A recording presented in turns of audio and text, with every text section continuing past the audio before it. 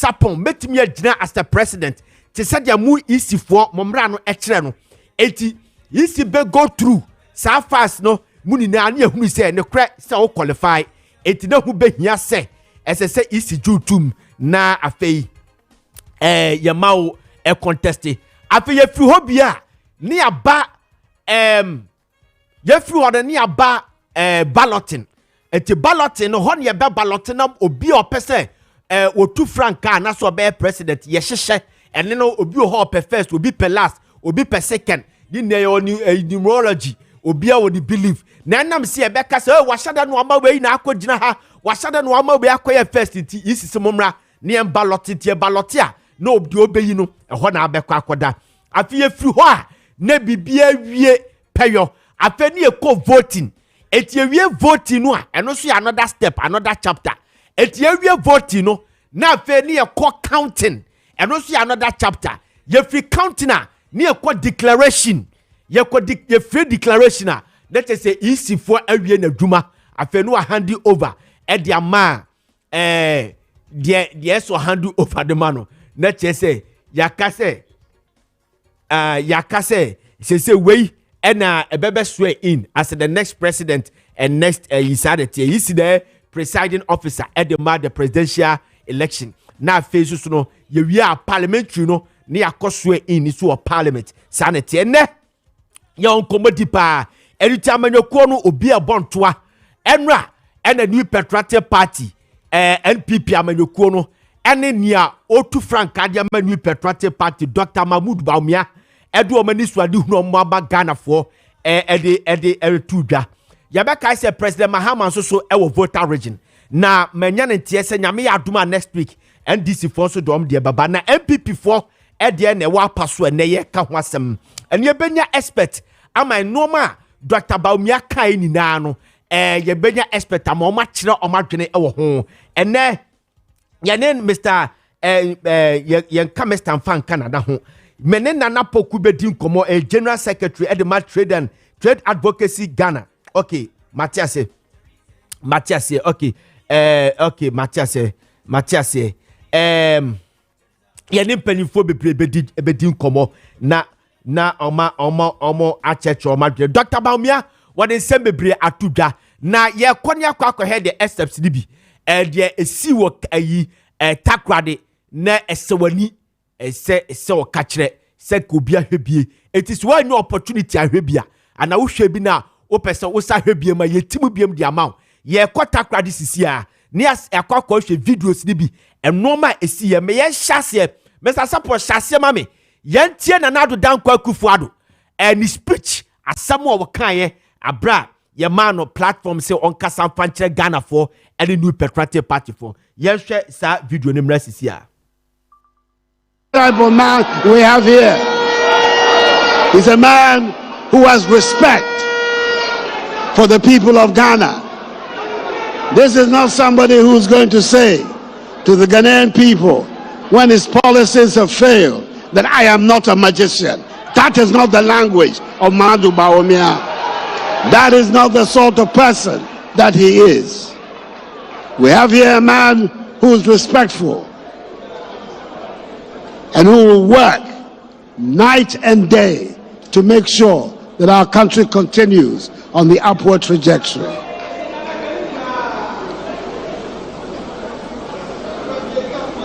You have, in the business that we have chosen, some who blow with the wind.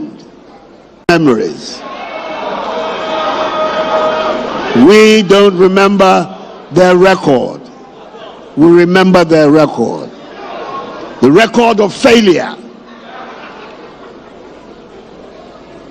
There have been 5 presidents in Ghana.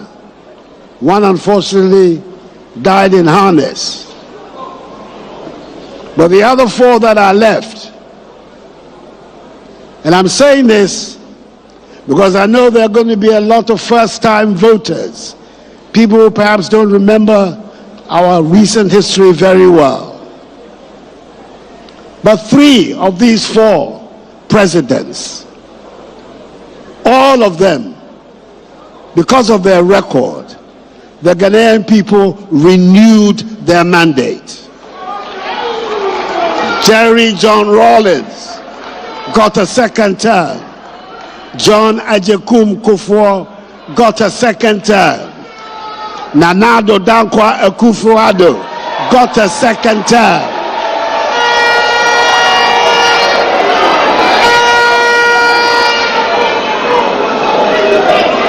There is only one whose record did not merit a second term. And you and I know who I am talking about.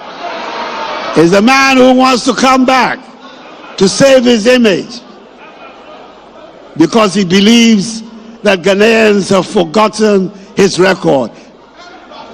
Mr. Candidate, your record has not been forgotten. We will not allow that record to be forgotten. Hey, Nana Addo Dankwa Akufo-Addo the assembly ba ma me the tofa near be qualify another video. Now or say Dr. Mahmoud Bawumia was a respectful person, just wo buade pa. Now osade to me se ho na ba ma me fan show kakra me chip in. Was say Dr. Mahmoud Bawumia ye be kai say First Republic ye who president o ma ba obia ne vice e kontokwa ye nya santie ni bi ama ye na ye huru bi. Na Dr. Bawumia de wone na nkoda chesu wo buade na de obeka so onye bia wo ye. No wi no say record of failure. No waka sebi di akire first time voters. Moi, afe na mo ba beto aba no, woso waka kire mo say oba Ghana. Ye Fourth Republic no, ye nya president Maakye 5. Jerry John Rawlings, J. Kufuor, Jonathan Mills, ye nya president Mahama, and Nana Addo Dankwa Akufo-Addo ye 5. Na nyame fa de crancy baako de we free mu, we ntimi antwa ne term no we free mu. Na omo maka no Obia nya second term. John Ajekum Kufuor nya second term. Jerry John Rawlings nya second term. Ono Nana Addo Dankwa Akufo-Addo nya second term. Na baako bi di owo mu nya second term. Chese record of failure. Chese wa mono ho modern na Ghana for koto aba editi ano. And say dipa no opeso asaba biem no den incompetence and I say ni failure no esaba.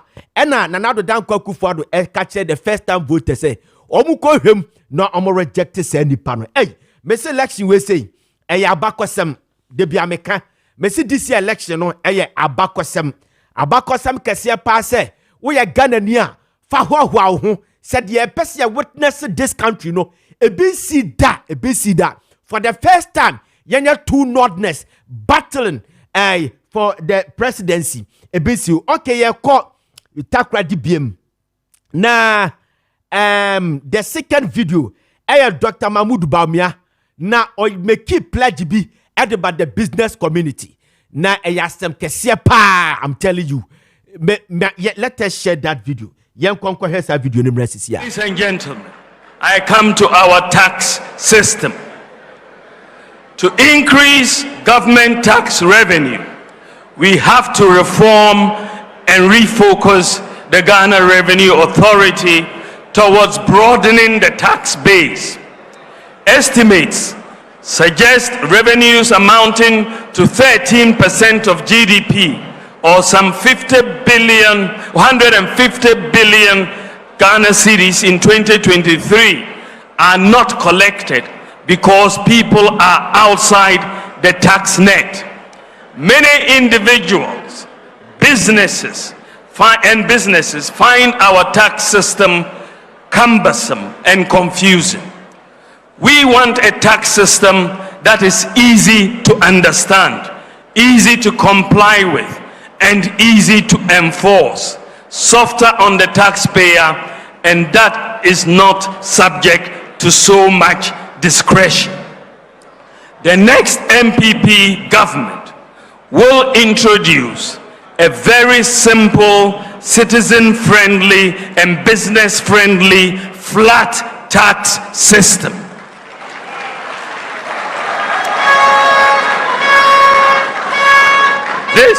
This will be the first change in our tax system since independence. No government has thought about changing the tax system. But it is the MPP party that is saying it is time for a change in the tax system. A flat tax system, and a flat tax will be of a percentage of income for individuals and businesses with appropriate exemption thresholds set to protect the poor. With the new tax regime, the tax return should be able to be completed in minutes. We will also simplify our complicated corporate tax system and VAT regime. We will reform the VAT tax regime by merging all levies into a single line item levy and treat the merged levy as part of input and output VAT to eliminate the cascading effect in the current regime. To start the new tax system on a clean slate, my government will provide a tax amnesty, that is a complete exemption from the payment of taxes and the waiving of associated interest and penalties up to a certain year to individuals and businesses for failures to file taxes in previous years, so that, ladies and gentlemen. All right, Dr. Mahmoud Bawumia, and also can or say, or best is the tax system, no, the flat tax system, our person deba.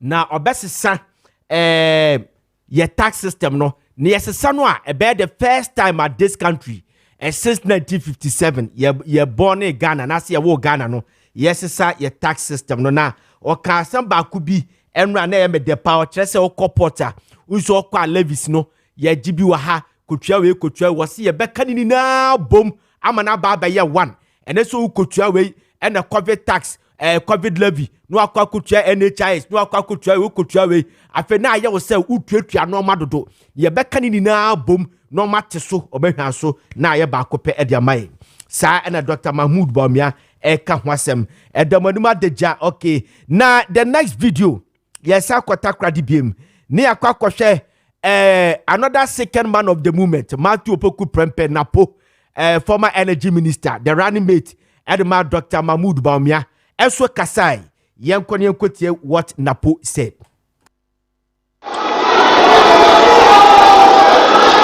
I am sure and certain that you are giving an honorable man to continue where you left off.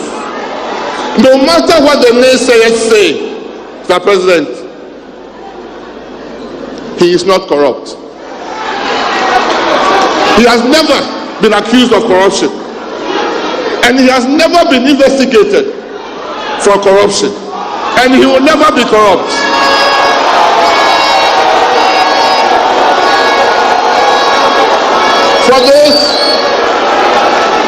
For those who have skeletons in their cupboard, for those who have selected in their scabbard and think the election is far gone for them, Dr. Mahmoud Bawumia will win the 7th December general election and presidential election.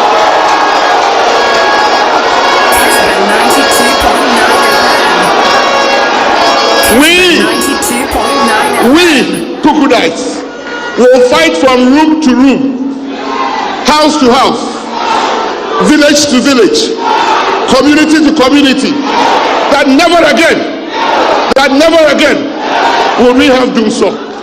Never again will there be petrol queues. Never again will money be the determinant of how much education level you can achieve. And surely the day of accountability is coming straight to some of them who have skeletons in their cupboard. I will promise that we will work and deliver a better Ghana for your legacy purposes. Thank you. That was Matthew Kofi Frimpong and also Adene Dia Atudano. No, just say, Nanado Dan Kwakufuado, we're choosing the papa se osi na nai. Na emfa hone de nkofo bi beka Matthew Kofi Frimpong essay. Dr. Mahmoud Bawumia when you corrupt. ena onye corrupt so da ena onye bi so da na Mahmoud Bawumia ye investigating no da enu nti no Dr. Ayumbe make sure say MPP for be call village to village house to house akwa campaign make sure say Dr. Mahmoud Bawumia will emerge winner in the next election sana opese ochre okay yenko ahoma no so na yene Nana Poku General Secretary Trade Advocacy Ghana any enkomo Nana Manwa Kwaba. Hello Nana.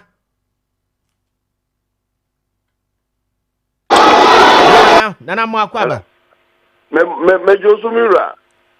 Bejidi ese bibia bokode. Oh, onyame adaroma adiachi ya sori ahodin so ide. Na bibibia esibia na o sase Daniel de manyame. All right. Nana, quickly tell us who share Enra Dr. Mahmoud Bawumia. Who share Enra who share bi. Mi tie ni na Kofi Frimpong The radiasi. Eno amanko bebia. Okay. Nti mi tie amasanya a PDF copy. Ahomachin Masai Akenkan. Of the highlights, no? Okay. Yes, of the highlights. Okay. Yes. Now, or can be the flat tax system, or say Ghana, your tax system, no, yes, standard that since 1957, or Bao Bessie Sano. Now, more mudibja. Say na mo fa Dr. Mahmoud Bawumia, Nasemi. Yo, Nana Medase. Anopei mamincha ejadifo ewo Ghana nyina. Minimie so jadini bia ewo ne shop afa no wireless and the phone or the tie Kessben FM. What's our live on TV? Yeah, Kessben TV, DSTV channel 364 and Go TV 121. Me da Kessben for us say o mama me ekwan etise.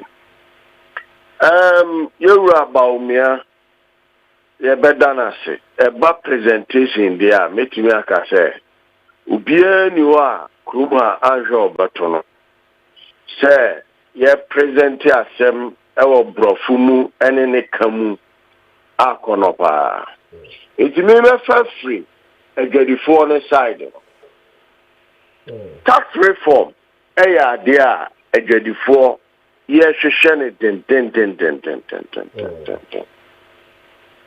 a year income tax reform. Se opani Yameya na domna otiminya ekwan no obana so betimi aye tax reform na. Pamcho the underlying word is to betimi aye dia. Enye na agedifo ye betimi akase ya tede. Atosu tax holidays in a year amnesty no. And also so no Sanko Penny Etimian in Prempenya in Kababwa. Now Yetinio row on a lot of people who are scared of GRA bullying. GRA for no Metimia Kase Omudi intimidation bear 65%. And a cow mojumano the year Juma. It is the piano and my taxpayers. It's so one all because say Timabufono and tax laws and I say now omunim tax law no. It is GRA official bia or corrupt. Pamjo mesa underlie ha. GRA official bia or corrupt. Your papa your season officers and GRA. Our corrupt, it take advantage of the law. Now, or the accord, the Nino on Wakunano. Now, what Ademudia at the Shin bottom at the talk cards them. Now, Kunya said, then no, you know, Maua on Tiasia. Because what could be and when Yasa, a Japanian, and two Quano at Dancenieso. I thereby say, Unipabio was as so, oh, yeah. No. It is our reforms in India. Before ye jitum. On what can say, and yet elaborate. na oba for business. Now the current administration there, omu be good business. And not the meka, and yeah, second dam in minimum kura meka. Oma be good nyuma be bebe. And you also hear who say, "Why baumia the business ya? Ya jitum. Now yin na kanfuano. Also the flat rate. Yeah, duty system. Ebeba. Obama paperless, you know, etimia dimuye because paperless in the minia. Hey, kwasi kono ja kwantio. Chrono officers need be born or portrait. Still omuguzu bo. Omuguzu boss are chrono no. Intino paperless or they buy no. Etimi and si posa. Etino say obetiyo nya kwanfu fro biswa. Human interface na no person will you free one. Se onya ekwan ni dia. Na se otimi yi free wa enka eye. Etino so far so good, presentation nice. And yeah, brofo there. Owura no wie no na me tie no na me hoya me de na so eno nkyere me say asama waka no eno no oba obayo ebiso mu di bia di epen. When there is a case president, yana okasa onta and to sabi. Yaro kufuado kan sembe bebe de oba wa begu businesses yina. Bo ku agadie me the sentence on the bono. Mi nya kanda. If you say me ameka say misika shibi. Santura odadinibia otie sika ashibi. Etino say opani say yame ya dumu nya kwan no oba. Obehwe san ne ya. Yo san ya kasa de oka gu framam na obia tie bi. Nanso sabaya obeye asem ne yafo ani asem. Ebio o say why laboratory more disienya manifesto ni nyina na eno na ba mi ahunu dio peso ye because egadie mu no ensem bia na efese ete efa nhyehyaya ye di begu akwan mu a eye demorrages sika no betimi abedi Ghana by ho no eno wanka ho asem because demorrages sika nyina eko awo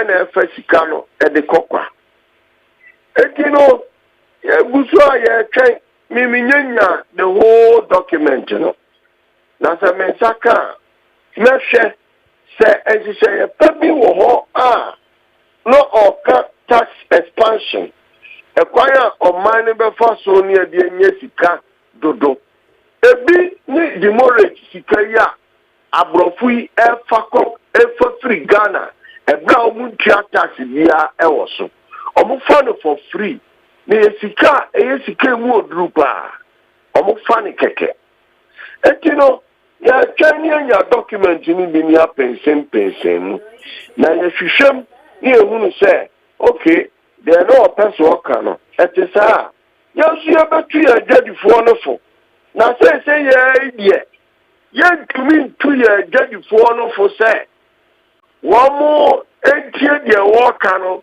na wo mo fa nkodi juma dabi ya de yawo ni ya nyawo fire ya nyawo fire etia de ya bakoso ni advocate atete de se dabi o ya tie we ya nhwe de obeye asem yafu enu dino odi ka ko class asem we ewo UPS bibi soso UPS UPS no okoka ye no ye ka kire mi se ogbra aye waka ye dase ye mom ani agadifuo business community no fire sansha pamase sen sama wu kan wo ba wo bayo Sadia no ever pensa se bra party no enka ho hwe. Eno eche say no krabi ani baabi. So also be yo na wa kukodo dia anya be man sinso no ham. Na mama musa o. Business we a trade advocate. Na sometimes ana political parties flag bearers omo boba numi ede omo anisu ade hunu betumani. Dio efri tete awaye yi na no. Has any government and as a flag bearer be oba any wadadifo atnase asan contract se me ba me yesi eti asan contract dia to so pen enya contract memorandum of understanding na my bida ebisi da efi se de ntia ebisi da no na yani na ho say de adadifo yani da ho because Nana Kufuor Kroya or Tiakunya so our big good businesses amaye. What say a Bobby baby? Emma me kase mi jini diyo. But na mi nimse misike beshi. Misikasi. Na ye shade we say. You say your Dr. Mahmoud Baumia and I am manifesto. Etient min kase your Dr. Mahmoud Baumia. And you want another down Kufuor. Baumia's government, and yet a Kufuor government. It be a dear Kufuor catcher moi, it be a normal be our free se went to me anya. Ama went to me a hair and on this is Dr. Mahmoud Baumia's government. Say Oba make me open new chapter. This is what I want to do. So I did now focus on say Adiano a visible and I say. A practicable see a year be a year and I say rather than say Asama can make if you say me a rational Ghanaian businessman metwase nemu be pentina aboasrewa wajene ba na wayina ni atonchen na nu bi na aboasrewa ejejene ba e woni nsaso na onim ne wefi no se na no wa na no na one betumi akọwọ ne banani what you say ena na no no kọwọ ne banani e ma sabe ne banani ni chinchia eti afiri ono abo asere wa jije ne ba na wayi na no no atonchen na ankọwọ nani so what you say that is a case precedent. Sir, one more better all the time. At this time round, you see you yaki. No more any young fire and sunshine upon me. I say, sir, as a man who can't back whom you knew me and son. Who by ye?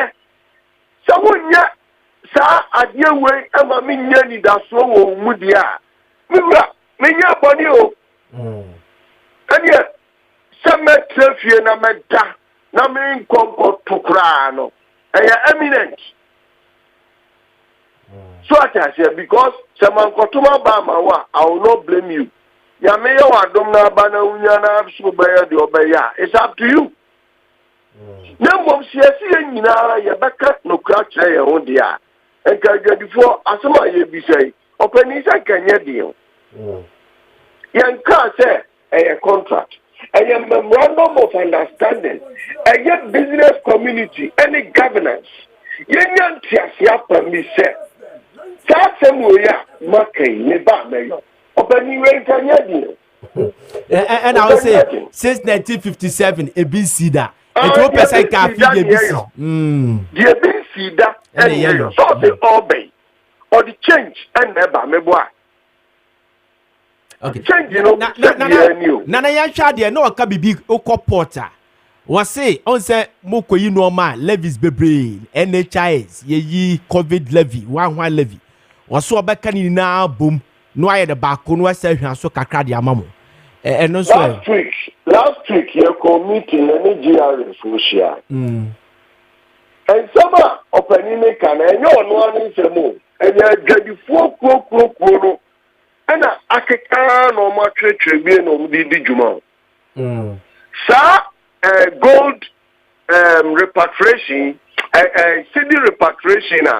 Yes, suggesting say, omu making sure say, get the gold ebe hedges anye money a ɔka ho asɛm no ɛyɛ mu afidie yi so ɛna megyina kan ɔdɔ ɔpa bisa ɔpro ɛna ɛsɛ nana wɔyɛ obi a wɔti asɛm so they shouldn't be bow sɛdeɛ nana wada ama okay ɔnyɛ saa ɔnte nneɛma bi ase saa nsɛm a akɔ so nyinaa yɛ nsɛm a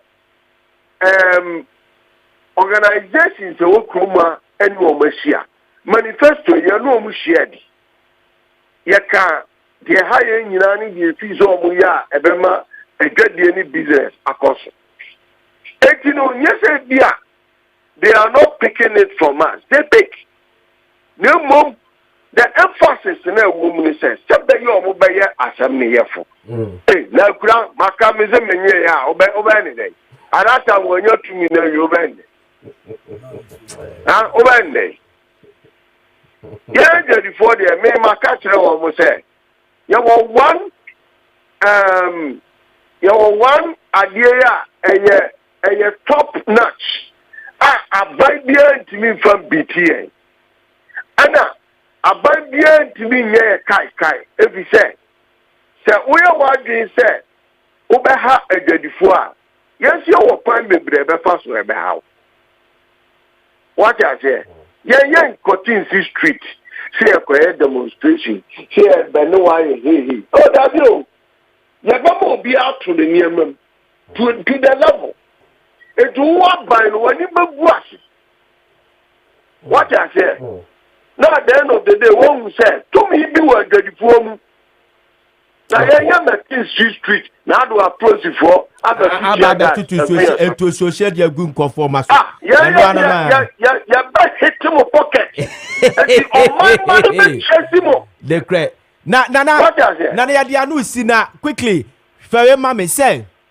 amanyɔfoɔ a bɛbɔ mo anum nyinaa ɔmbɛba bɛka biribi sei no mo no ɔmo bɛsign mo bɛkɔle for saa memorandum of understanding yaka kyerɛ NDC for yaka kyerɛ MPP for baabi a abɛbɛbu ato biara both two ni nyinaa yaka kyerɛ wɔn mo ɛna yɛwura dɔm ama kora deɛ n'asɛm ɛmɔbɔ sɛ nyame boa no ɔwɔ ne saa election yi a pressure na ɔyɛ bɛkyɛn MPP for pressure MPP for wɔ sustainable pressure dada a ɛde ɔmo control ɔmo de ɔmo mfili ade ombetumi afili ani sɛ ɔmo bɛ implement some of the things na ma kasa no aba fam ama edwom ayɛtɛ na obi atumi awura dwom akɔ diga efi sɛ amamuo yɛ yebu a yɛka ho asɛm ɛyɛ about microeconomy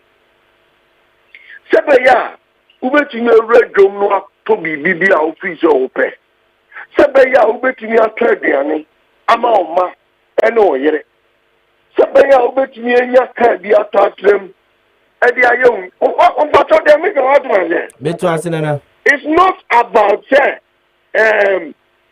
sẹbio aban naba wà bẹyẹ sẹ ẹ wọnyẹ infrastructure ni Ghana fọ nhwẹ because ẹyẹ duty sẹ ọsẹ wọnyẹ infrastructure ẹyẹ duty sẹ ọsẹ wọnyẹ kwan ẹyẹ duty. So be schools no see hospitals. And you sika. And your money sika. But idea anybody be Kyle. And your flagship policies are a day freedom ever bring panwa a 10 mine. And nothing I yell for Obianya no was a man can because Obia will say Sika ya the man no what they did you maybe. Yansha aban wo sika aba oman ni eni dwuma wo mu so omadi ebi aye hunu ni sese ebi aye be hunu na achi yeguso ye hwe na mom ye adwadifo de se wo ya aban na wo ba na wo de adwadifo di agora wo be kofie na medase pa na mi jamu akoma mbusi ade we setia watew eyi nana yumi se na inflation na was single digit and na ebe hit tens na ye ni na ne ho hyehye yie pa na chama inflation ko 53 point something no ni na mo me yete ase se o porta charges e o hodo so because of pressure eba ban so aba be hia sika de aye no ma bi ni ade IMF conditionalities ne on na ka ho bi eti na ma inflation na hit 53 point something nyanyame adomara kwa de omoji oport no anomoji but inflation ni reduce a musu ba dwadifo no edi enti na inflation ni reduce a muhwe inflation no ho emfa ma ye the price the appropriate price na se bia ade we se na me ton 10 cedis ene na inflation no wo equal 53% afei maba be ton 20 cedis afei inflation na reduce aba 4 point something adentina ya amunye sa calculation na mo ma sa de ne ko na afei de musu mo enjoy the 53% inflation no into the 24% inflation. Yo, me that say. Openi me manye cons e school. But me entiase wo inflation, e ka inflation a e nyama bo e kosora e na e di inflation ba. Mpacha nyesa. Mbe pacha ni. Ya na ye ka kire aban bia obeba se kanokre kire Ghana for. Oh, when you are there and you are doing machinations, mo person mo paint picture be say or minor ababa big jina say. Now that time, as a powerful frame is obi akokaze. Yen tosi en trouble inflation be 15%. You bosire mu kan. I need a factor in chain. I'm talking about the air can have so. Mami cancer muncho. And you be projection. Figures na womo de babonten no kura bi ani. Hey. Yes. Ghana Meba Ghana Statistical Service for figures over the ba. Say inflation are reducing no. Mira you any. Because all me say inflation am I because of a government institution. It is inflation and reducing us of our power. Maybe a practical institution. Maybe a practical institution. Or a static institution being controlled by government. Maybe a practical institution. Mitidom mikofa niema nanu mikoyi niema or pot. Kabo bako and 9. You give me 5,000 Ghana cedis. Me samples. And you know, what person said, "Niamani pa." Na say a bonu or so sa. Mimra me turn for fana. There be no ne be person me kire say. The inflation now kasa Ghana Statistical Service for enye de kure no because am say Dr. Bawumia kasem bi was say enormous inflation of a form inflation number. But a normal boy and stabilize it because of a food beer. Aquakeke can mercy a ba food production is our normal. 80% who establish and say the Ghana Statistical Service or bedroom or more be so a 34 someone. And I make us maybe a practical institution. They are static institutional government and a control. Say, photo filter, flakes. From China to Ghana, no, it's about $8,000. Is that the eternity, Anna? No, I want $4,000 and I call 8,000. I call even 10,000 to 12,000 crap because of utis in a one phobia, Akobu Red Sea, no solo. Tonight, I'm a ship, and to me, in fact, the easiest way, and my cost, a cost. And yama boy a ton of China at the back Ghana increase. But the saving increment above Ghana a big to a tinker and yes significant. But enough duty rates a dollar rate in a year duty our portal. And now Oko ye a Toyota Victor checking the ball. What I say? $1 no and amasa duties apejasa. Okay. It is a me yabre na mi koyi niema na me de ba. Me de ba to so. It inflation mo kan wa na inflation in their books. But in practical terms, one kazano, do you feel inflation free? Me pato imano. One kazano, are you inflation free?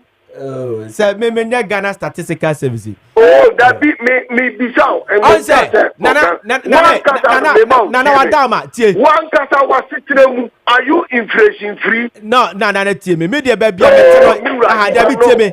Baby I mention you me some question. Enti na me kasa no. But the minimum ni say inflation no how you checking the food basket no. Ade a you consuming the dodo pa no. Eno na say ne bo na ba for mo a reflecting inflation no. There were give you ha. Anya aduane nko a anya beverages ne Ghana bisamisa uniona onia jumaye uniona yahu otimi afana dare ya dance nyame shraw pa okay nana poku na yahu say ede ni edin komo no Nana Poku ye General Secretary Trade Advocacy. You can find the message we have baby papa. Jolaka he said Joe baby I will be a mechachiao. Said Jolaka with a legacy kesi pa do whole Ghana. On the share sports I no midday. First pa na ka midday no ubia ye bonum na obodo no ye LPM se ni adia. Se Jolaka and a desade ne bag Ghana se no there be sa time no Ghana for passports ebia obi ye adwuma obi ti no office obi yem paboa obi se sa time na so tie sports so Jolaka time no wo Fox FM and a desade ne buy na ebi see this country ebi NC da so Joe baby obia me chacha da se Joe ayi bia advertisement bia no otaye sorry soundbite bi otabo o say we ayi no ho emu da ho you know, you know, pa. All right, may I messages in the so I say, way from Capito patriotic voices go so, I say all this noise, lies, and propaganda here, and there will not change anything. Dr. Mahmoud Baumia will still break the 8 for the MPP come December. I 7 simple and short. Okay, simple and short. Okay, yeah, that's it. And yene Dreams Fatality Center for Ebetchen Komo. We say glory be to God. In fact, His Excellency Dr. Mahmoud Baumia vision for Ghanaians is fantastic. I beg Ghanaians, let's vote for Dr. Baumia to continue the good works of NPP government with his good policies. This manifesto will help our country to progress forward well under His Excellency Dr. Mahmoud Baumia. We are not in check ma protozoa. Yes, or the child ma protozoa. Operate or the fisu humna diaba. Bese was say Emmanuel Martin Oredu or Frimpong from Koutafo at the boss. The MPP has always put Ghanaians first in their manifesto. This manifesto of the MPP is the real Ghanaian manifesto, which every Ghanaian is set to benefit from it. Okay, way every Emmanuel Martin Oredu Frimpong and Odia Abba. Okay, yeah, kwa humanu subiem before your name Dreams Fatality Center for Ebedin Komono. Yeah, kwa humanu subiem na yene Ura Prince Obri Yabua or your economist or say a banking consultant. Yes. Or a banking consultant, you didn't any common or a press young Wakwaba. Fireman, Major Sunano pay. Yakopon Kayani, a different on the fireman. Yeah, the radiasi to God be the glory. Quickly tell us, Emra, Dr. Mahmoud Baumia Kasembi, Enna Oshe, the NPP party chairman also says something. Was say, Tammy a call COVID, you know. Nanado dan Kwakufu the catch obia said tamani ye passing the position of restriction law no wasi obia nkosha dem na yare na nku obia but for the economy na ahete COVID na hete no they know how to bring the economy back but the life there obi hwene nkwa they don't know how to bring it back. Okay, Emra two speakers and the car say Omba Nanado dan Kwakufu ado asem wo kai na di say we know how to bring back the economy, but we don't know how to bring back life. Omo come and shemu can say, as the economy has bounced back. Tell us, has the economy bounced back? So Mira, dedicate my mention and nano pay, mention what chief for any of the measure say every say, Omo Mokasa in Inano, politicians and platform na woman. I didn't expect them to say anything contrary to a group of people whose aspiration, yes, yes. It is true, sir. If we are say apart from Yamia, we need to fast then as many panel, even a duer for any said to me, and that statement was grounded on fact, and if the president, His Excellency Nana Dankwa Akufo-Addo. On the part of the economy, Mamenka said, Niema at Tipan Samoin, but so level a year come there seems to be progress, and I said, Mpuntu bem.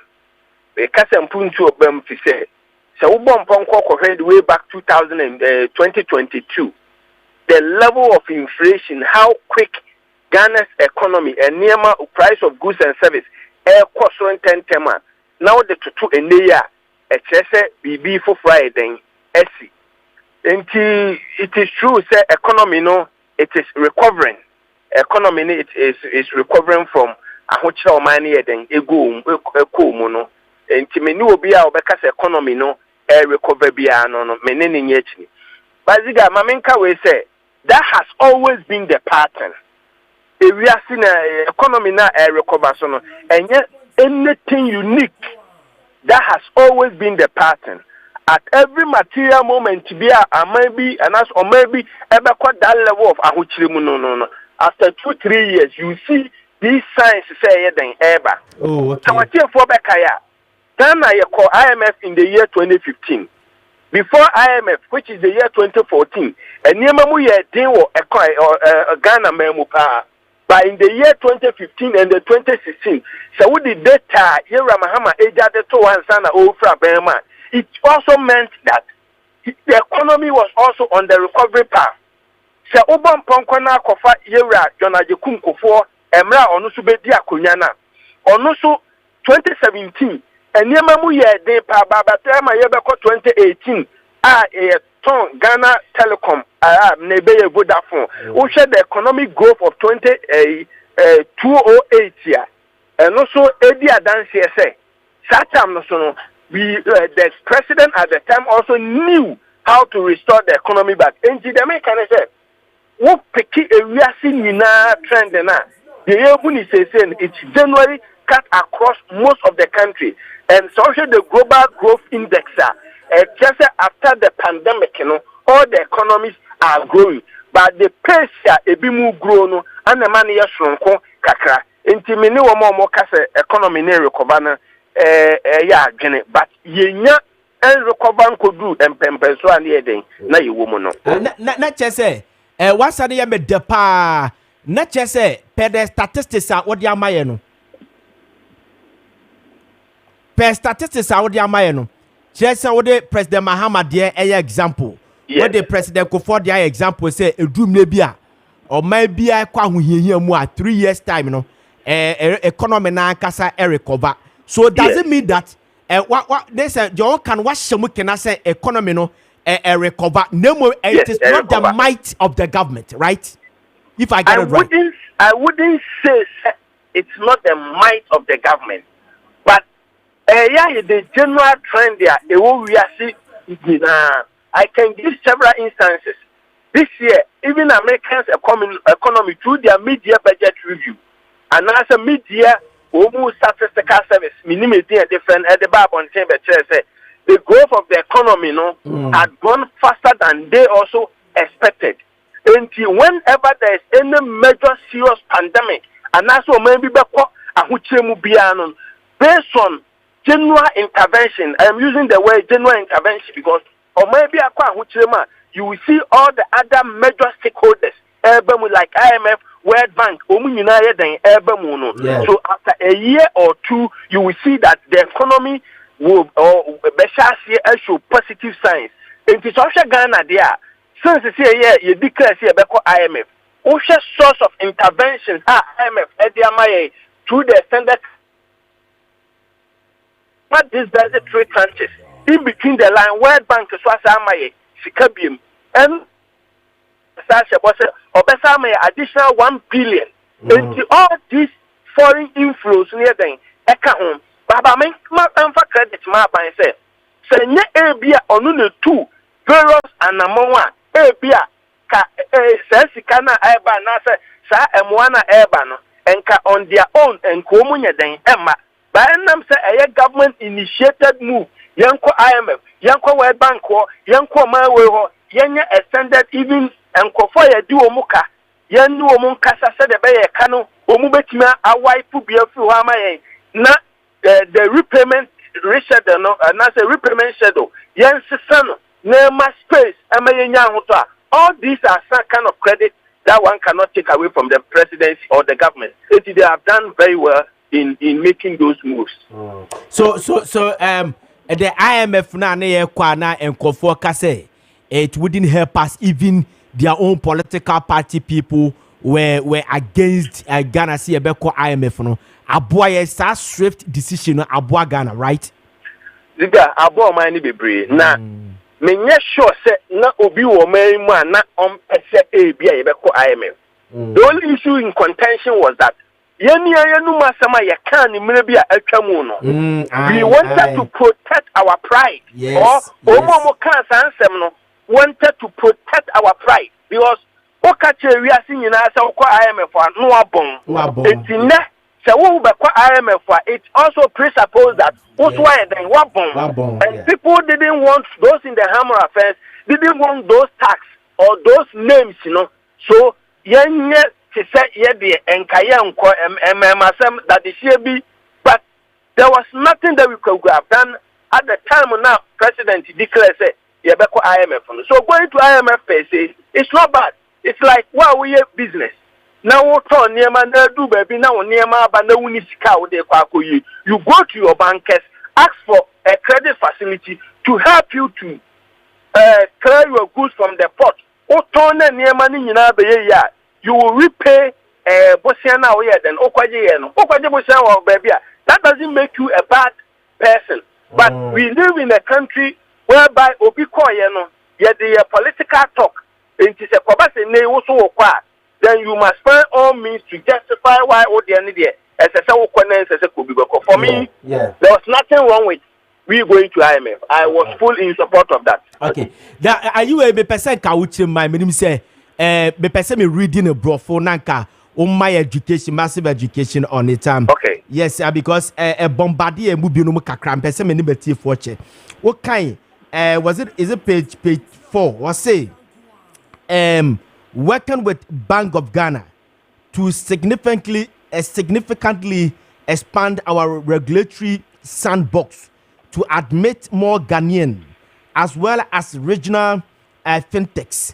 This will position Ghana as a multi-regulatory, multi-jurisdictional sandbox for financial and payment interoperability. And no, almost person much I say too much technicalities, legalities, bombarding with terminologies in this anoma. Yera Dr. Mahmoud Baumia person Kenya and say Ghana ha uhe institution ye di tumi ama omu se omu na enye sika krabia ho enhyehyɛ ya eye Bank of Ghana. Enti they all can say on the Bank of Ghana work together. That is working with the Bank of Ghana. And all the other institutions here, yama omu tumi, into the fan take care or patch omu computer munim dear. Na computer munim dear no omu do munim dear ako sikanshe shayemu.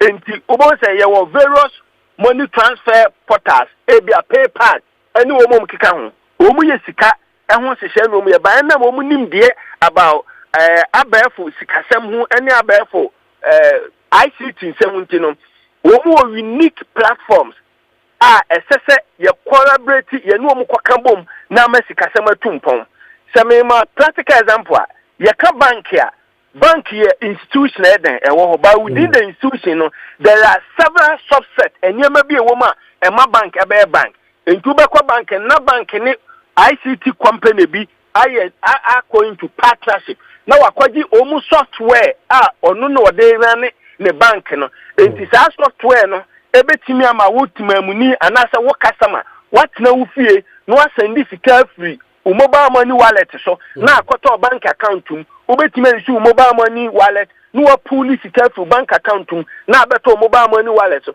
saa ne mani na se betimi adimu a who hear the fintech omu ewo ICT hunim dear back omu specialize on financial sector sa yenu omu baya adwuma enti do aka ne se yamani tumi a one Bank of Ghana any fintech nyina baya adwuma na sa sika hunim dear na ye de tije sika ho hye transfer sika edigi sika no obema na the whole of Africa, West Africa and the whole of Africa ama sika sem empuntuo anase sika sem ho hye atumpon ewo bibimemu ha. That's a fantastic. In fact, education is massive. Matthias ye pa with your muda hopper. Now, quickly tell us or kabibi for tax amnesty. Our person what the money. Sa tax amnesty say a bill harder that. Now say me so mo tra ba community. Emma the opposition in parliament. Erezi red flag and I say confute against it. Tell us tax amnesty. How say a betimia impacted the economy? A betimia boy impacted ben a betimi a boy. We were and pay Richard Fremena Mekofa IMF report. Na Nikuta 2015 IMF for 4 years. And Nikuta 20 the current IMF year you mean. The summary analysis statement I'm a person making is say so we had the biggest challenge I face to my Ghana. It has to do with the shortfalls in revenue. Like a tour abayano enyano is a nyadia ebwa abayano. Enti utie IMF on sankaya oni abayani umunchishi nyinana. Some obi can say we must expand the tax bracket and also the tax coverage. You know, nani pabebre enti minya den emetua tour. Enti so we share campaign ya yekoya akojina tax and all the communication is an effort to tell the good people of this country say oma mitumia meyi a tour and answer metete a tour so afri honum na.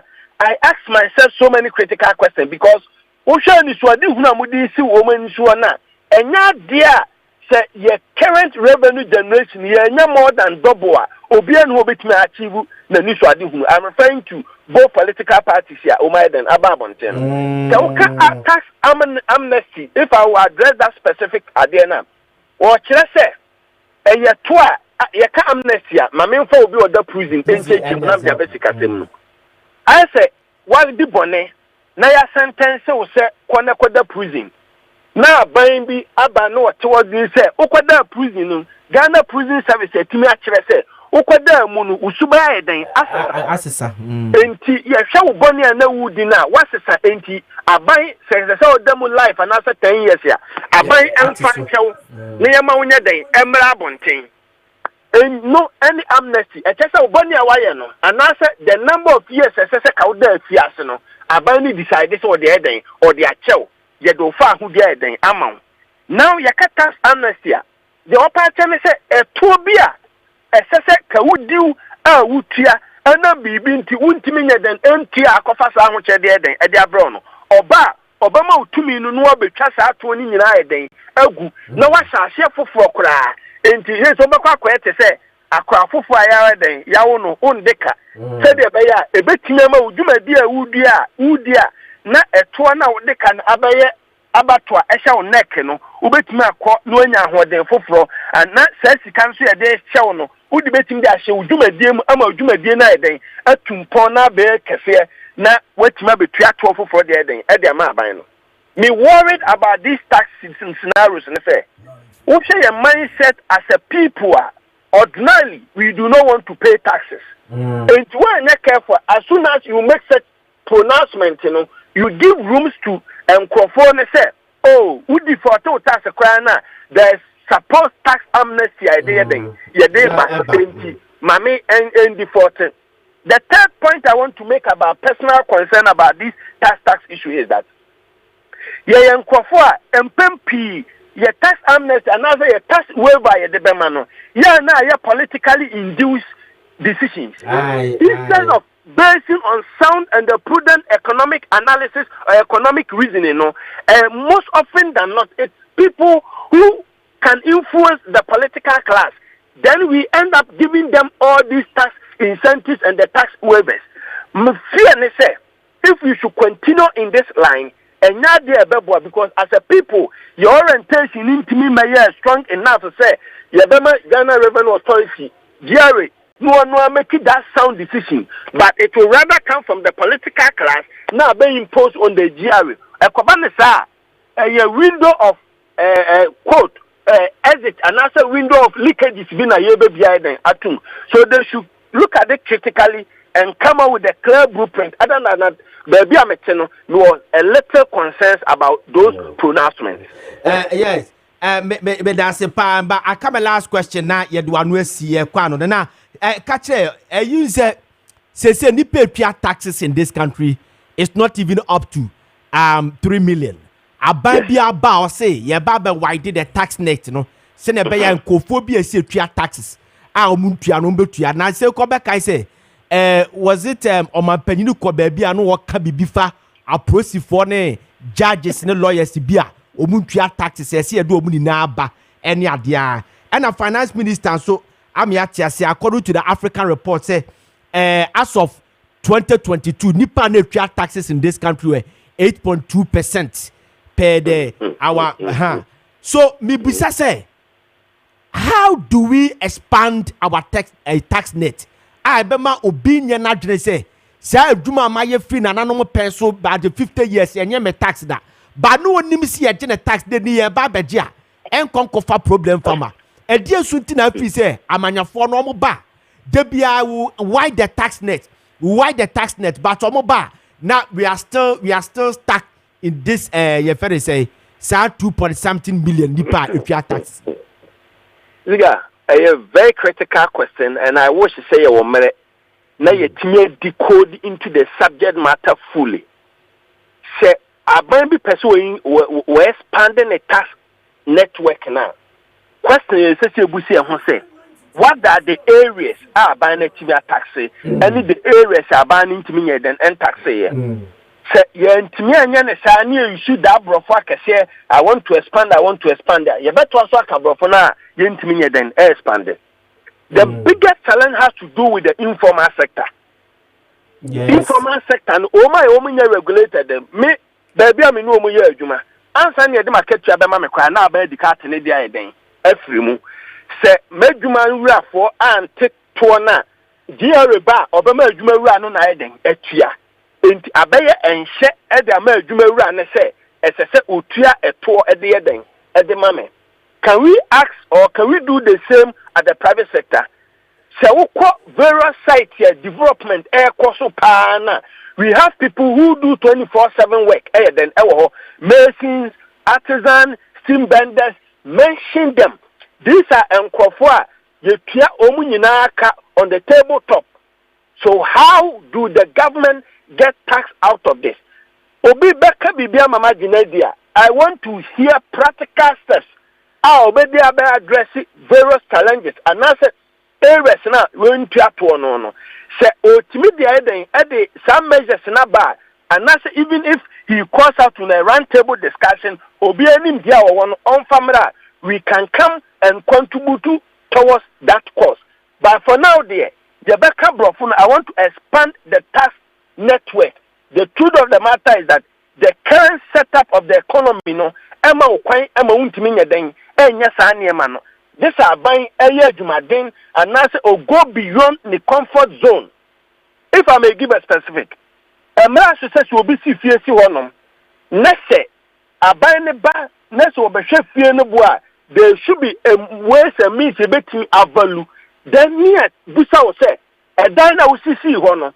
Oma mo ya Juma or a 2 now, another withholding taxes and away then. Oh, yeah, if you are not able to provide those documents now, based on the analysis or the evaluation, and as evaluation report to the expert the government must make you to pay these taxes. Say, it will be very difficult for the Abani to achieve its target. But the risk, woman say, as soon as a baby back cry, so yes, I near my way, no, the public will cry, a baby more very unpopular. And the reason why most often a baby about baby, but in terms of implementation, now they do later. So Ziega, we have a long way to go as a people. Now, Mijidi said they will call for broader consultation among all the various groups, especially the informal sector, near to me developing mechanism. Thank you very much, Mr. Prince Obriyabwa. Na Mr. Can I come a catch and say, Mr. Na me person ko yemi or lecture me kakra no ko lecture free. Na ko ni misika de bia na come ko classes. Onim de papa. Onim de papa. All right, Sabrede, yeni Dreams Fertility Clinic for Babidin Komo, Toboase, as I see a copapum, the Yababa Betwaso, and Kobebia, ye pesi ya pum yet dene, you understand? Money show no el cosinano, near the shame de mamo, send beya, ye benya fue, etianya abna e Japan, ma or a Japan. Abla Japan, okay, all right. Abraham to say, yeah, me adum now so. Nyakopa da Roma biabo call Dreams Fertility Clinic. What did you na bread? Me buy that me to say o kase na we use terminologies being legalities being technicalities that you for it here. Politicians no. On be so on bobado a. Asemi ana papa yike. Me na oti makola no. Yeah. All right. It's Dreams Fertility Clinic. Answer kra mekeka enoma ye anase adekodie potinti ayaba ha enano pay no. Me pese mi bisa ensemfo kakra bi. Na de mi bisa ne se adeiti na se oba efe fra enche na say. Den na woni pedie ni mu anase den na sa oba no anase okunyo oyere ne ya. Wo munya fe fru na within 2 months, 6 months, 7 months. Not as a ifro na say. Then na kosto woni pedie ni mu. Anope Dreams Fertility Clinic yema obia enya ntiase se. E was yetimi dwen sa questions yi ho. Na ya nkasa yetimi find the way and how to solve questions ya ye bisa obia enanope yi ho. Ebia na wo tokoko, wo twemu na se wo teka mu. Me pacho Dreams Fertility Clinic eya won kwa. Wow. Yet the NSA se wo peba. U tubes are blocked. Memo bobo ni na so na mom eye e bankwa na wo hwehwe. Se be ya obe crack hodano e free the first month, about pay the 9th month, and even through the delivery processes. Now we deliver baby no successfully in kwana wate menkan na no pay dia. Fraying ewo 0597 225 388 0597 225 388 and now also says 0599 555 220 0599 555 220. All right. Our for bebre wo hono ma. Wo mo apeba. Wo me chin. Nenso the right solution has not been given to them. And until ya the one more to so other herbal medicines so in new hudro bebre. Nenso still a bano intimimba.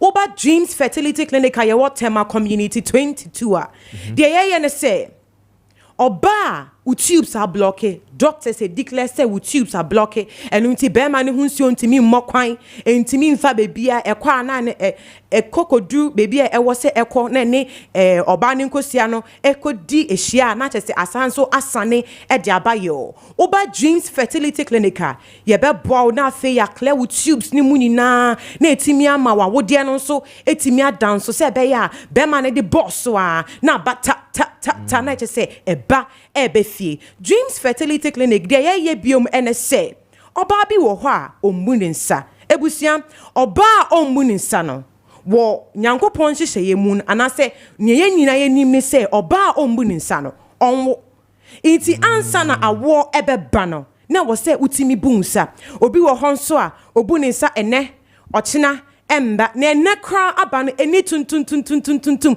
bi wo ho kra se timetable eba ko Debbie. And what say about the sacra? War pe a war that won't mean boon, sir. And now set and ren new year set and what say will call menopause. Now fay 20 years, 30 years. Obra is easy and timimba.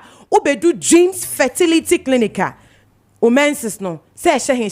King. Within 2-3 weeks, because of your formula, any courses I do better son to do.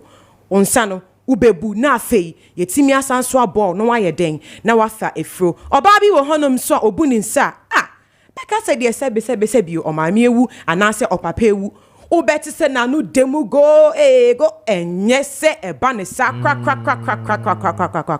mabo wo de so a ye wo tema community 22 me pa chow bra na yentimi show enu nti frɛ number si 0597 225 389 0597 225 389 ya watama community 22 and oban so a ofefru a enche na say me ba be kasa no me bisa say den na woni pedue ni mu eso eye inuane bi no di ana say eye sleeping position bi na ontimi ndani ye anase den pa na timi koso woni pedue ni ma oba afefru anase oba jeans fertility clinic ye wonu aye de be ma oba no na ya sanso amma no other advisor obetimi agoing through successfully inu ebebo ono oba no ne ho ban na asanso akakobo akwada ne ho ban se be ya throughout the journey no wo mu nyina betimi nya hoden sonko a ma me ne betimi edi awo afa ne ho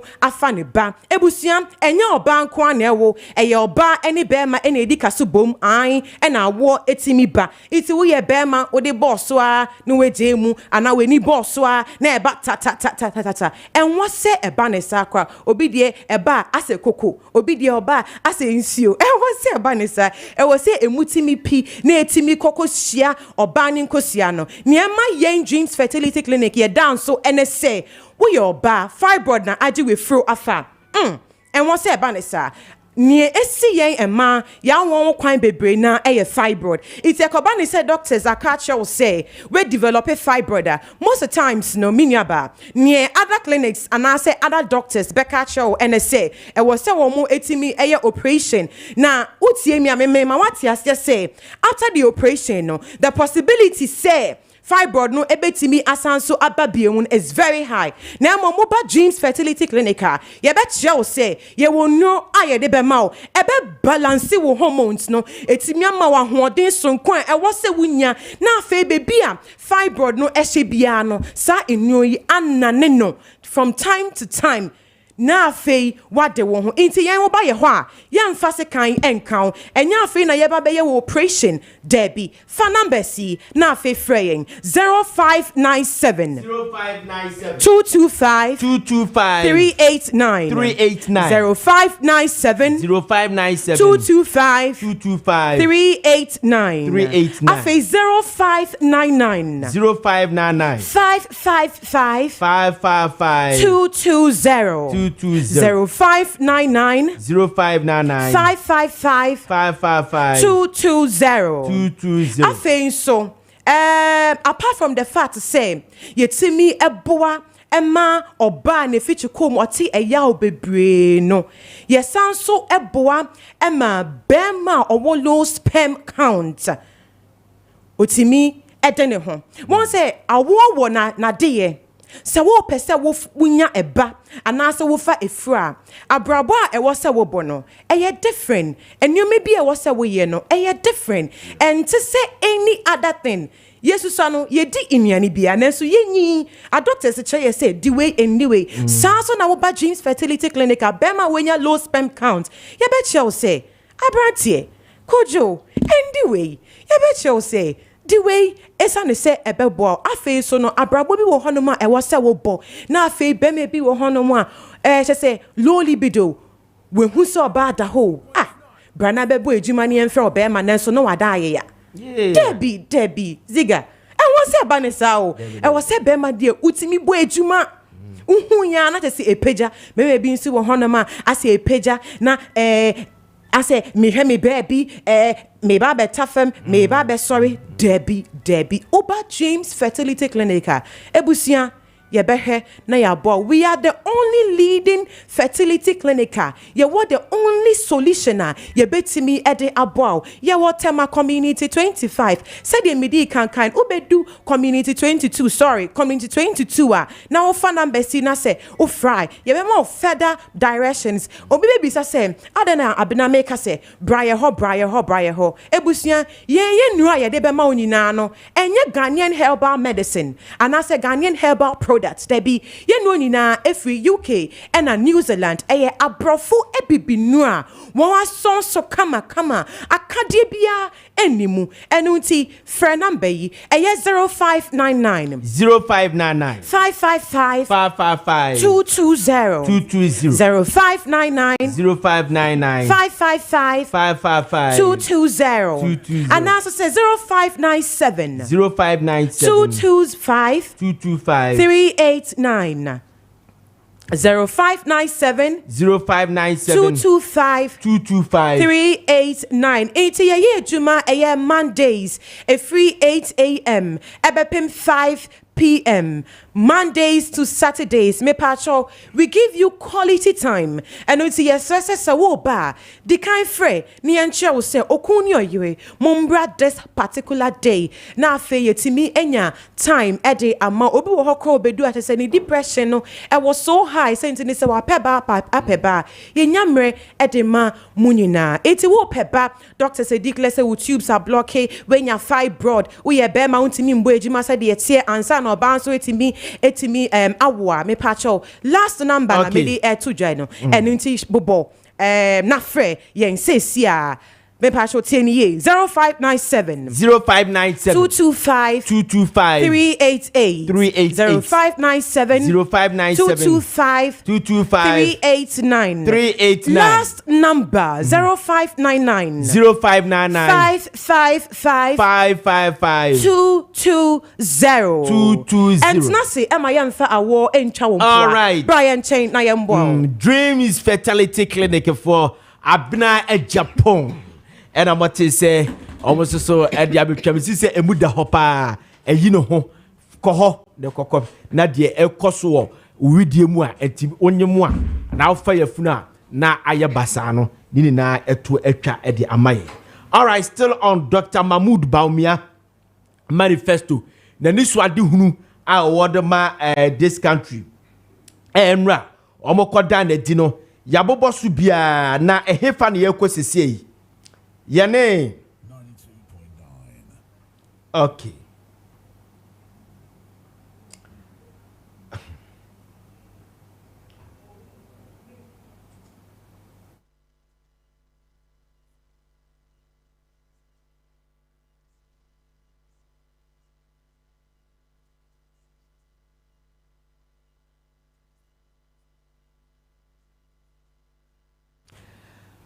Okay, we are back. More chain. All right, yeah, name of Mr.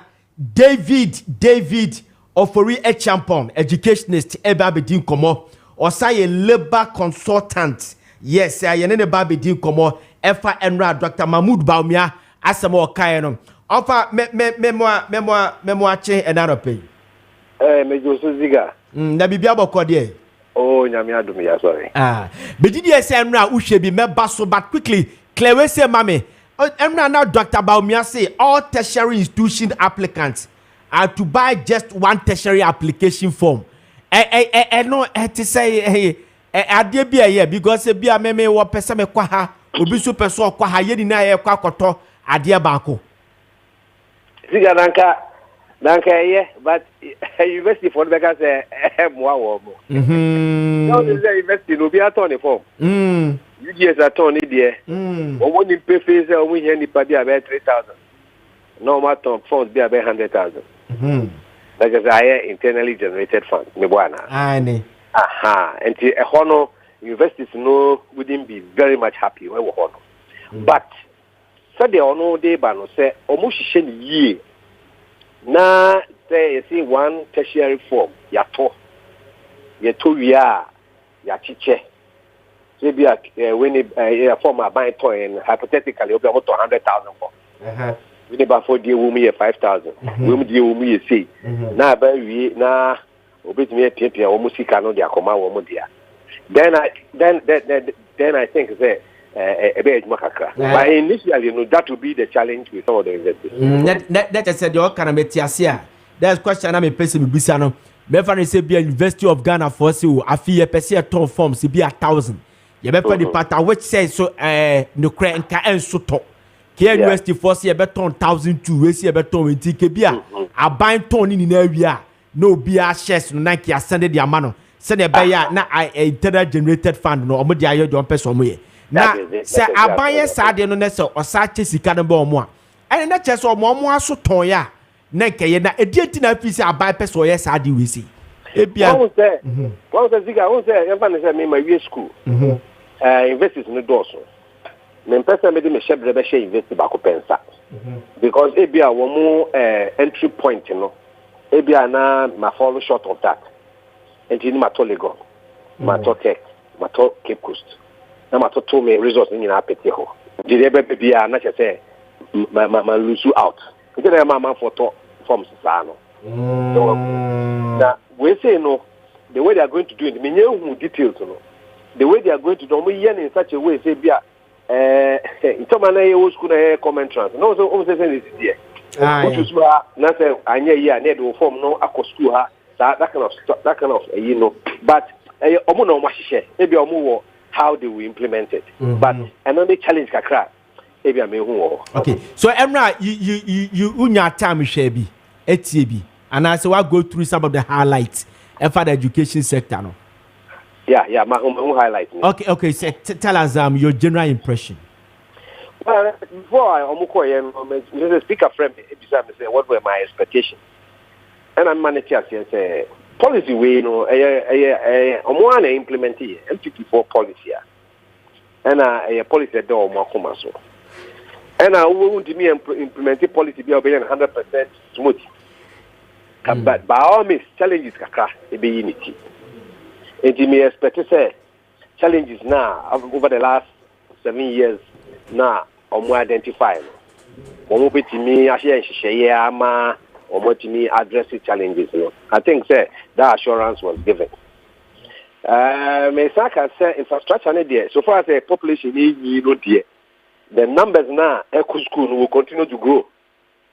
And you know, mama yen tati na fire to build say in Korana bedo so na school systems no infrastructure no so we should try and improve the infrastructure as population grows. And statistically, they won't call out almost secondary or more primary school or more called JHS or called SHS. She said, yet me, you should data no, it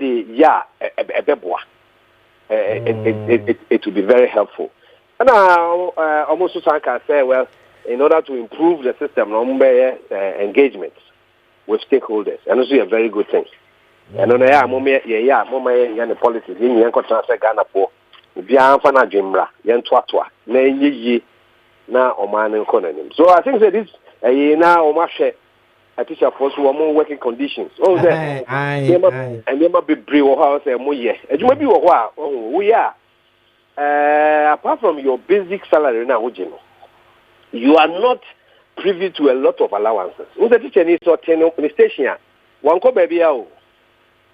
What in school move na ochena there. We counterpart between a job baby for a ministry. We need a invest, who branch it to teaching, or no more ministry, and answer baby, or no, and to be traveling around, or back track, or be a big crack.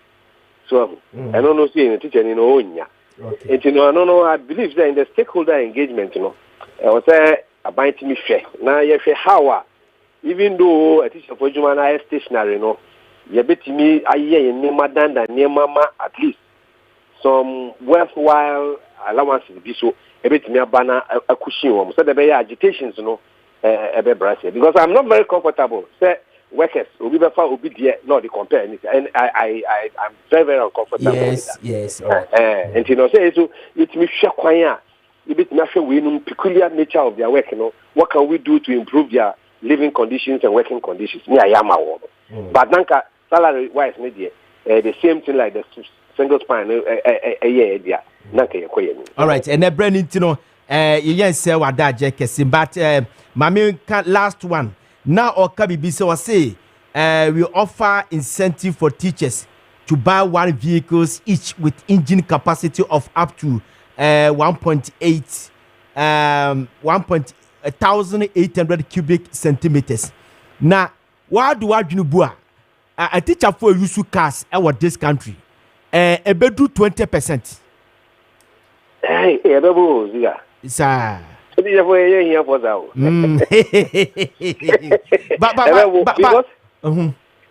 Osha Kuana be the Muna to say, you were teachers fund, yama loans, my teacher for. During our time, we encourage you almost look, get something doing in addition to what you are doing. And say what you want. But the bear that you cry, upia, ultimately, maybe away. So a lot of people took advantage and have vehicles. All right. But the point is that, Sadi Omokano, almost situating in its right perspective. What was the condition of service? Be a why you are entitled to a vehicle. So, and you know, no one can say, teacher Nibia, every man is coming out of Toka. Implementation will be difficult. Okay. And the also almost say, I would do rank away now. You are entitled to this. I almost say incentive. It should be ranked, and SAB Nipano training college now, or training college now, no, be demanded, sana create problem. Let us say, and the Brennity, Mr. David, officer champion educationist and a labor consultant, and I'm what to say, in common. Now, you need 18 common.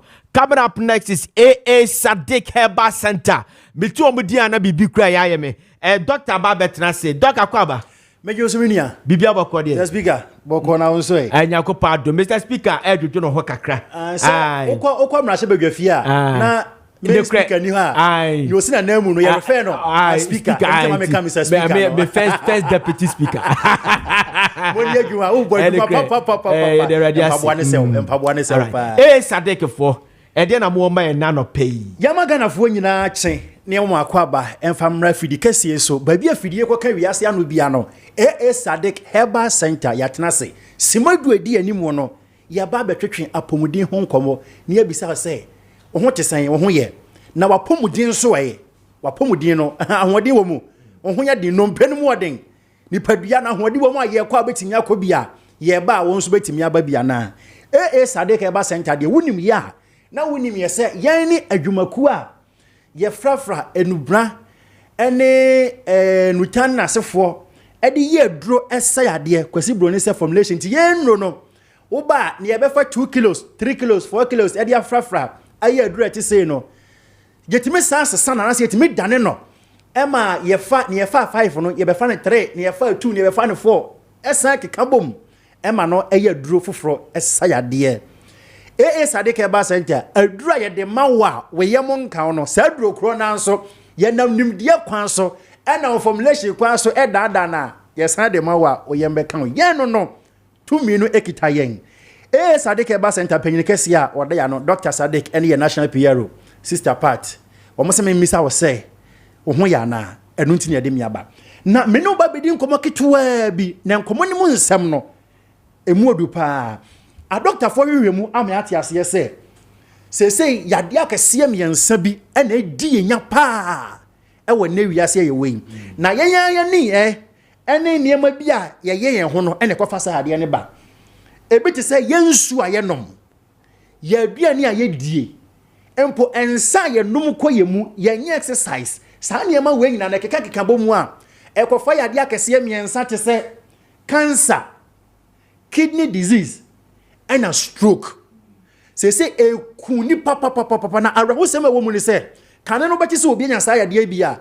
Na sabe manosi semina so. Ye ma many papa no wa woman fie ko animu 70s, 80s, 90s. Ye be kan say wono no wedding gina wie. Say the antisa o.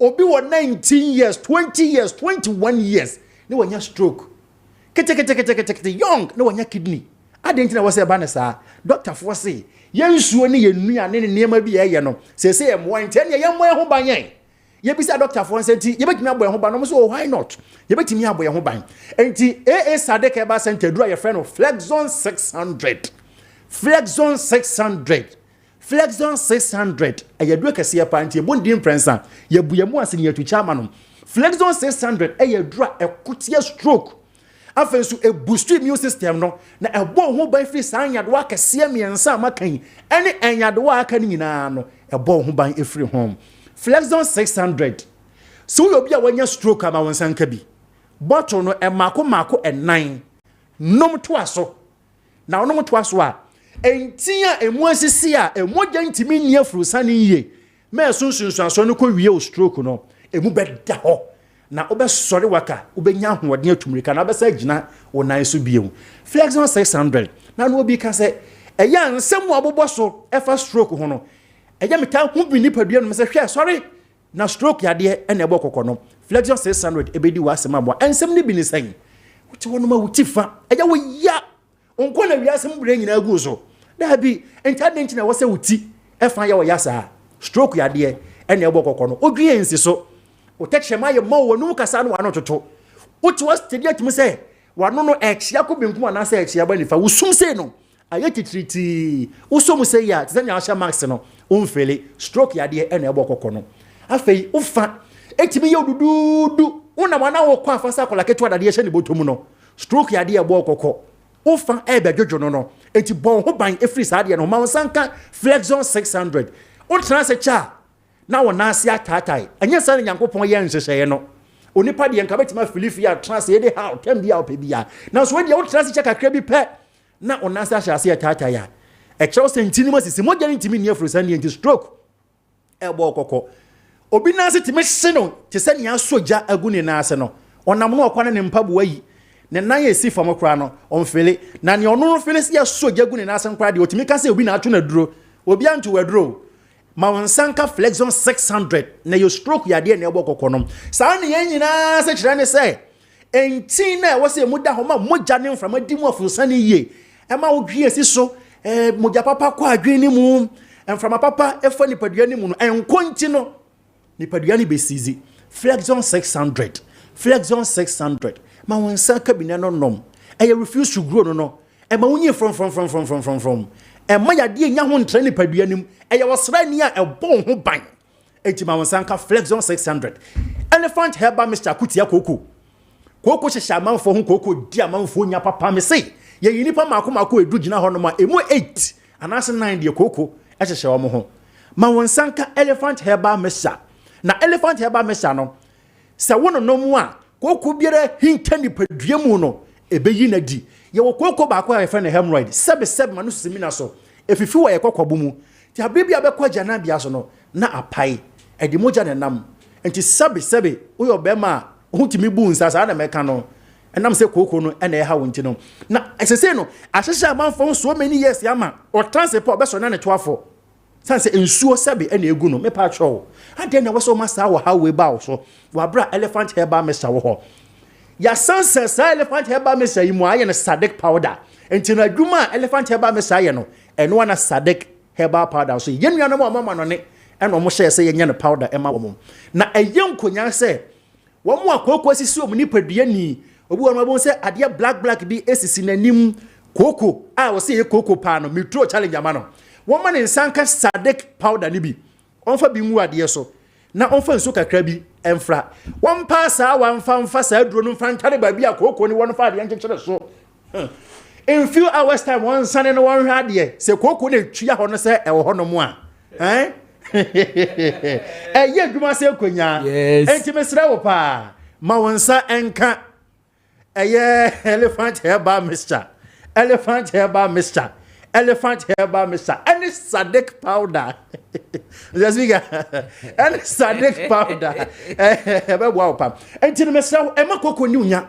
Enti makoko enyi oni padua moso na koko sabe eyade a eye hu papa ugina wo hwade a unhu ne ye okonanim na waba na chi na nisu twa no rainbow na nisu ay ne cloud koko na eya wosa no obi wo hono ma wotimi kwan ni minimum ku koko tete wo mesrew elephant herbal mixture any Sadik powder mawonsa enkabi afa yadro ba kwa your friend elephant ointment 30 years and over near yeah elephant ointment na elephant ointment na de me ka ho asem wa kire wa wo mo asasabro ajo mo nipadua boso air condition ya timu anu edin pa untimi ntsem 2 minutes ade ya na asasabro be ka ne ho enso ya titim ade ntia yenya elephant ointment ni bi near the sasra e ma ya pom ye den na asasabro de rheumatism no entimi nyi nipadua moso mesrew Maunsanka elephant ointment. Ya maame ne papa no mu a wo mo na ekokomu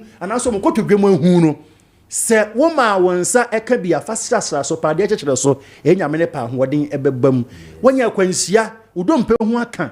Emre bia twam kwansia na sunsunsun so aba na Maunsanka elephant ointment. Wa bobo ama onaye hwan. Ye nuanom mo bobo ne ade no.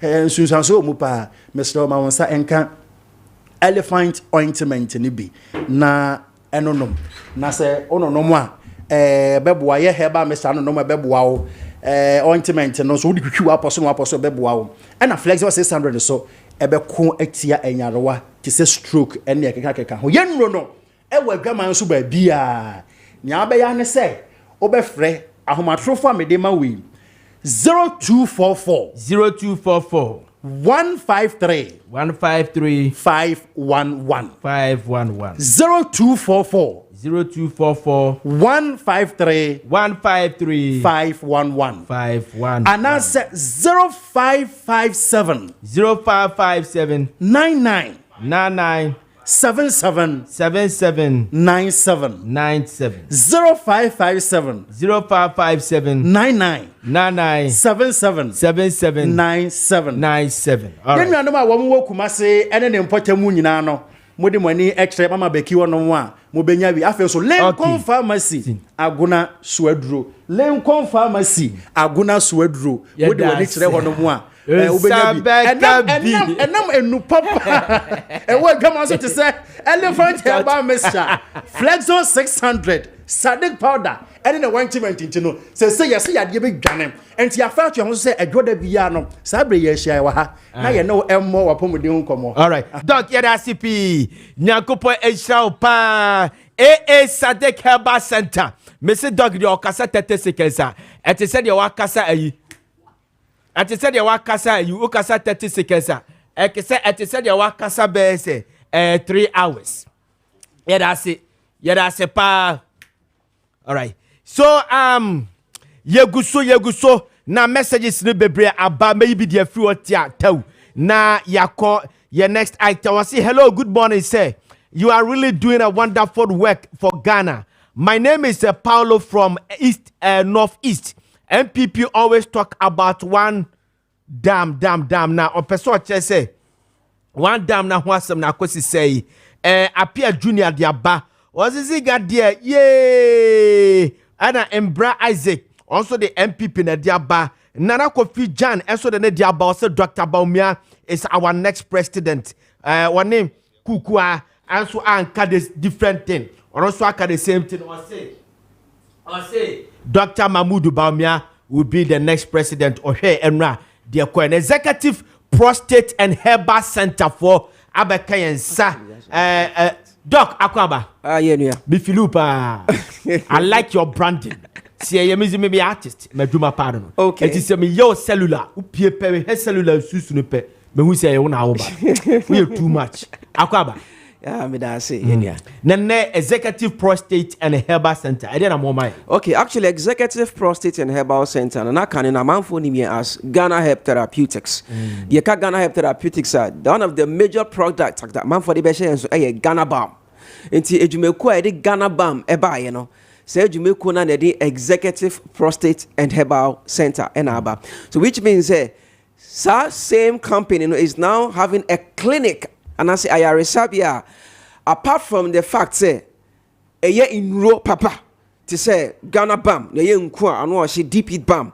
yɛtumi de etu ɔyaw ase yɛ nnuro bi te sɛ prostate joy ɔmo prostate yareɛ anasɛ junsom how anasɛ junsom yareɛ etumi ɛfa ɛsan nso yɛ nnuro bi te sɛ Ghanaman capsules ɛboama mogya edi afro asaneɛ na ɛma mbɛma enya ahoɔden soronko no anasɛ Crypto 400 malaria dura for the first time yɛayɛ ne capsules wɔ abakɔsɛm no the same company and the executive prostate and herbal center about the ninety about the say send your man for Eddie Kahunu acquire yenro ebo ejuma send a yendro annual shit na annual na buaman for A2 or moyar arsenal no bisa say omo person munya irisabia na say mama irisabia omo betimi aba hwehwe omo ni pedwemu intino they were not just interested say omo ko over the counter and so omo ko just into the pharmacist so omo ko to etro sisi na omo person munya bebia omo betimi abɛhwɛ omo nipadua no ani omo mogye no mu na omo hu sɛnea omo betimi asa omo yare akaiden afa ɛno ntina na masoma etimi bi executive prostate and herbal center na obi ɛhwehwɛ ekyiri akwan a yɛwɔ Legon Madina UPS ekwan no so UPS ekwan no so ɛhɔ na yɛwɔ ekwan na ɛkɔ upa UPS ɛhɔ ɔkɔ ARS roundabout ɛyɛ straight road. Don't turn to the left or the right. Just go straight. Before the ARS roundabout, you're on the left side. You're from Bones you. And that's a Pilma Hotel Junction. An executive prostate and herbal center. Now the kind phone number we answer na matwaso. 0244 72 7028 0244 72 7028 and that's 0244 75 43 80 0244 75 43 80 yeah edwumadi ahodo pii wo ho yesa ero ahodo pii wo ho because munim say ye ka enru a Ghana ha de ye ka dwumekwa ewo nduro a eye ahabandura nemo yafa abefo kwan so aye no ama any abrofudro kra edin se no yen penny etime sade no because all our products are unique in the sense that yen yam ahaban envengu capsule mo and yen no indro because unredro na wo se na hoden dodo na ebesa and na wo yam ahaban no keken so capsule na so why capsule wonya edro na hoden dodo a wo hia de friend therapeutic dose no wonya dodo enti yen ye fa science abel for kwan so etwi ahaban na emunsuo eni emu ahoden na dia yendro nyina ntino yendro nyina no ye serious scientific extractions yeah multi herbal extract now what we are doing is say you treat how do we say cancers and you say breast cancer say cervical cancer say prostate cancer say prostate enlargement say prostatitis ye ni nyina e wo ho say diabetes esichire yare aye kwan krede bi obi so no ye ni nyina bi e wo ho ye hypertension moja broso na say high blood pressure obi or BP adan so for so many years ye de not to abrofudro so na abrofudro so ya chere say won to me enjoy obenuma kopem so obefri atiase fasa misrew eni da so ensan bra executive prostate and herbal center typhoid ye tu ase malaria ye tu ase ulcers ye tu ase ye catch them say fibroids ni nyina no ye clear e de emma no awomun sem infertility and as a fertility related issues say oba afa say obema awope ayo oba awope awuntumi enya mesrew eni daso ensan executive process and herbal center ye buy ede emamo na enne yare ba kwa met to me boss na ma cheche mu akire Ghana for yedi mu akotene yare ye friend prostate enlargement prostate cancer and as a prostatitis sa yare ahodo miensa we yare bia eta etete embema pa na de kudinti ayanka sanso yede ye ho ato ye ho se anas yede ye ho ato se sa yare ye be boa mbema ama omitime tu ase ne se be me bia nyame bo wo no odi sa gland and as a sa organ na friend prostate no odi kan ho it automatically bema wu nyia na wo prostate no so eden eye kese sa prostate no ena boama bema sebe sa oni oba ehia wo nsuo na eba no eno so wo nnuanenro e wo nyama eye a ede fra wo nsuo ni it wo sperm na eba no e wo se enya nnuanenro bi e wo se enya nsuo bi a sperm ne betimi eden edware wom na wetimi afro akohia nkosua sa prostate gland e ade edimu akotene pa inti eye nyama wo do say PSA prostate specific antigen any citric acid any other related nutrients eboa ema wo sperm no etimi ye active anything na sometimes won say be ma bi ko semen analysis you see the sperm nyina ewu and as a sperm na e woni show ni esua. Why? Because sometimes the prostate secretion is not enough to support the sperm. It's the prostate anya sa semen na sentimi and produce that secretion. Emma will sperm entimi active. Emma ntimi nkosha. But once you are growing, your prostate kese.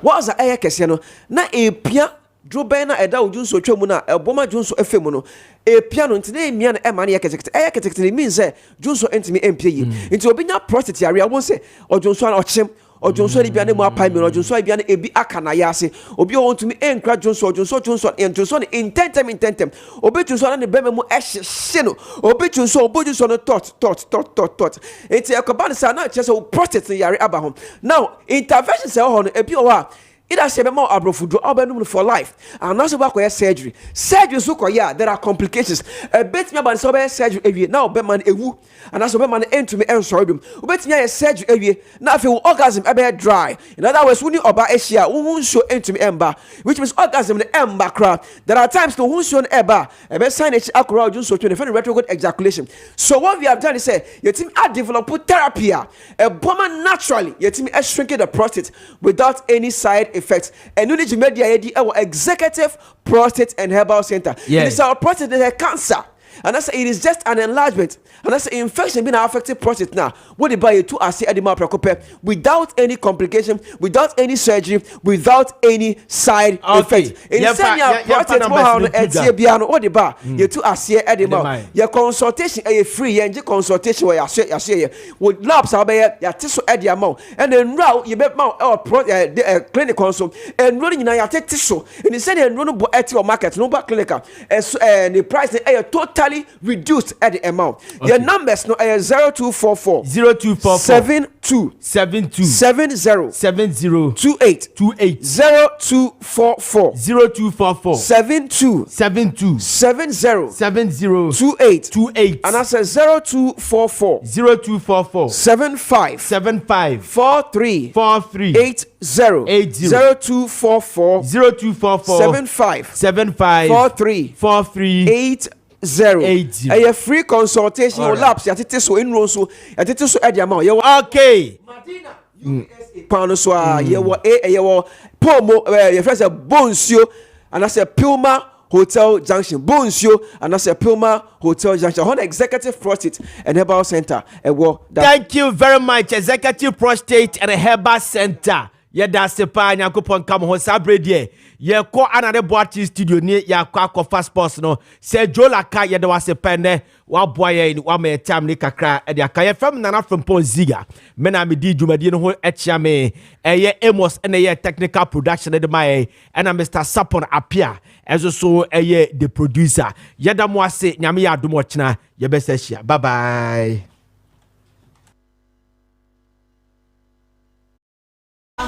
Obia na nyonko yesu na irasio obia woni duma odidi bo ahoman wokwo na ni kosi na fro wa yukuni chechere ne ma obia na ni koso ni ja obretu ni kukodo fo eja wo mu ankuni maba aguna na